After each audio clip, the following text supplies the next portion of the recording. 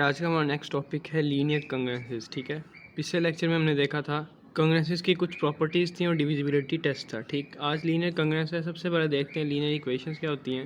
Linear equations ax + by = c, जो भी equation इस फॉर्म के अंदर होगी, इसके अंदर a, b और c जो हैं ये कोई भी इंटीजर्स हैं और x, y क्या है, अनडिटरमिन्ड इंटीजर्स हैं। ठीक है, अब जैसे 2x + 7y = 3, ये एक लीनियर इक्वेशन है। ठीक है, ऐसी इक्वेशन जिसके अंदर वेरिएबल्स की पावर 1 हो, उसे हम क्या कहते हैं, लीनियर इक्वेशन कहते हैं। यहाँ पे वेरिएबल कौन सा है, x है, और यहाँ पे y, इन दोनों जिसके ऊपर कोई वैल्यू ना हो 1 होती है। ठीक है, तो इसकी हाईएस्ट पावर कितनी है इक्वेशन की, 1 है, तो हम कह सकते हैं कि ये इक्वेशन क्या है, लीनियर इक्वेशन है। जैसे अब एक इक्वेशन ये है ax² + ax = c, ये इक्वेशन तो है लेकिन ये लीनियर इक्वेशन नहीं है क्योंकि इसकी हाईएस्ट पावर कितनी आ गई, 2 आ गई, तो हम इसे लीनियर इक्वेशन नहीं कहेंगे। ठीक है, अब आगे हमारा टॉपिक है लीनियर कंग्रेंस का। लीनियर कंग्रेंस क्या होता है, अ कंग्रेंस ऑफ अ फॉर्म कि congruence in the form of ax congruence b mod m, कि ऐसी कोई भी कंग्रेंस जो इस फॉर्म के अंदर हो उसे हम क्या कहेंगे, लीनियर कंग्रेंस कहेंगे। यहाँ पे जो x यूज़ किया गया इसकी पावर कितनी है, 1 है, तो इससे हम इसके क्या कहते हैं, लीनियर कंग्रेंस कहते हैं। A congruence in the form of ax congruence b mod m is called the linear कंग्रेंस।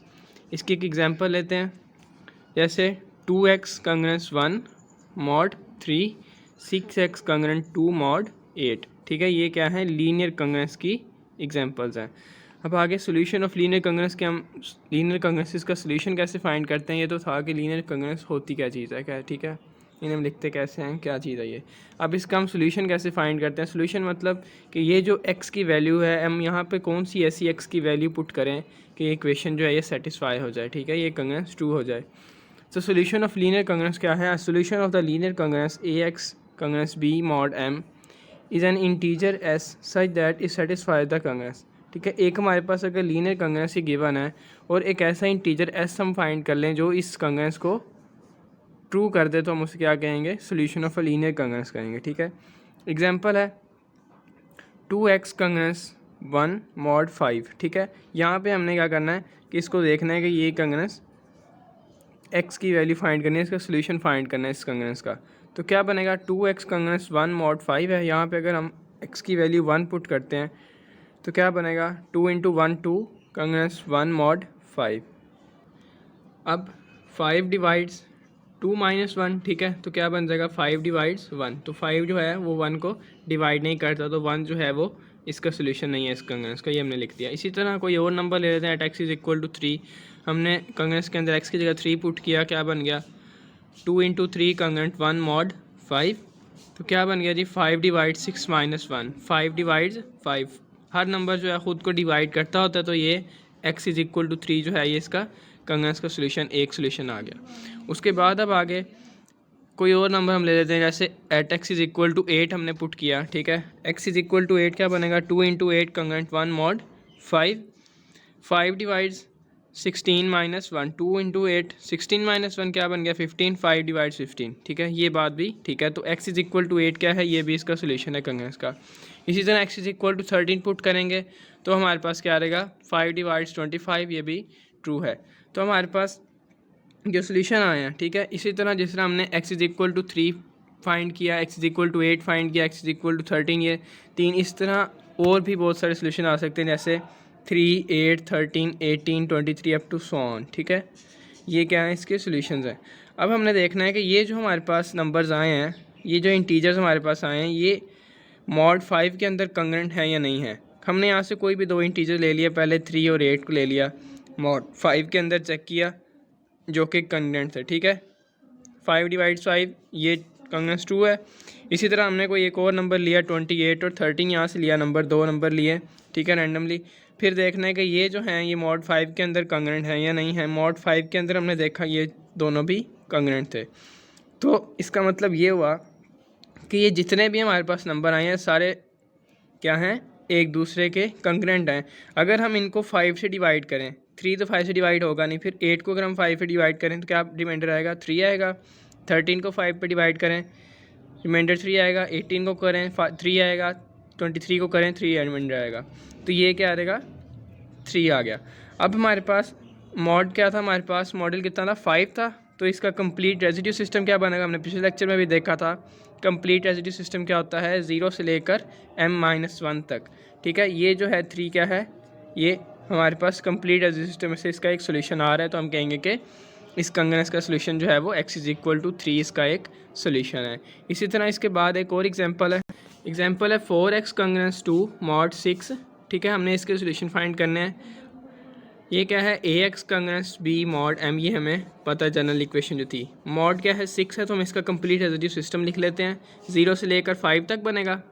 हम यहाँ पे x = 1 पुट करते हैं सबसे पहले, ठीक है। 0 पुट करके देखें तो क्या बनता है, 4 × 0 0 0 नॉट कंगरेंट टू 2 इन mod 6 के अंदर, ठीक है। x = 1 पुट करें तो क्या बनेगा, 4 × 1 कंगरेंट 2 mod 6 6 यू डिवाइड 2, इन दोनों के डिफरेंस को डिवाइड करना चाहिए जो कि नहीं करता। उसके बाद 2 पुट करते हैं, क्या बनेगा, 4 × 2 कंगरेंट 2 mod 6, क्या बन गया 8 - 2 6 6 यू डिवाइड 6। तो ये हमारे पास एक सोल्यूशन आ गया। x = आगे देखते हैं, x = 3 पुट करते हैं, क्या बनेगा 4 × 3 कंगरेंट 2 mod 6, ठीक है। तो कितना बन गया 12 12 - 2 10 6 यू डिवाइड 10, ये नहीं करता। उसके बाद 5 पुट करते हैं, यहाँ से हमारे पास 5 तक था कंप्लीट रेजिड्यू। 5 पुट किया हमने, क्या बन गया 4 × 5 कंगरेंट 2 mod 6 20 - 2 18, ठीक है। 6 डिवाइड 18, ये डिवाइड करता है। तो हमारे पास 2 सोल्यूशन आ गए कंप्लीट रेजिड्यू सिस्टम में से, 2 और 5, ठीक है। ये हमारे पास 2 नंबर्स आ गए, 2 सोल्यूशन आ गए इस कंगरेंस के 4x कंगरेंट 2 mod 6 के। तो हमने ये बता दिया कि 4x कंगरेंट 2 mod 6 has 2 solution 2 and 5। बाकी जितने भी सोल्यूशन आएंगे वो सब इन दोनों नंबर्स के कंगरेंट होंगे। जैसे हम 8 अगर पुट करें, ठीक है, वो भी इस, अगर हम यहाँ पे x की जगह पे 8 पुट करें वो भी इस कंगरेंस को ठीक ट्रू करेगा, लेकिन वो 8 जो होगा वो इस 2 के कंगरेंट होगा, ठीक है, mod 6 के अंदर। तो इसलिए हमारे पास कंप्लीट रेजिड्यू सिस्टम में से 2 ऐसे नंबर्स आए जो इस कंगरेंस के सोल्यूशन है। एक एग्जांपल है 2x कंगरेंट 1 mod 4, ठीक है। इस कंगरेंस के हमने सोल्यूशन देखने हैं। सबसे पहले मॉड का कंप्लीट रेजिड्यू सिस्टम लिख लेंगे। कंप्लीट रेजिड्यू सिस्टम क्या बनेगा, 0 से लेकर 3 तक, 0 1 2 3 आ गया। 0 पुट करते हैं, 0 पुट किया, क्या बन गया 2 × 0 0 -1 -1 आ गया। 4 जो है -1 को डिवाइड नहीं करता, तो हमने लिख दिया जी ये सोल्यूशन नहीं है। उसके बाद 1 पुट करते हैं, क्या बन गया 2 × 1 कंगरेंट 1 mod 4, ये भी डिवाइड नहीं करता। 2 पुट करते हैं कंप्लीट रेजिड्यू सिस्टम में से, ठीक है। 2 पुट किया, क्या बन गया 2 × 2 कंगरेंट 1 mod 4 4 -1 3, 4 जो है वो 3 को भी डिवाइड नहीं करता। लास्ट नंबर हम 3 पुट करके देखते हैं, ठीक है। 3 पुट किया, 2 × 3 कंगरेंट 1 mod 4, तो क्या आ जाएगा 6 - 1 5, 4 जो है 5 को भी डिवाइड नहीं करता। सो 2x कंगरेंट 1 mod 4 है नॉट अ सोल्यूशन, के इस कंगरेंस के सोल्यूशन कोई भी नहीं है, ठीक है।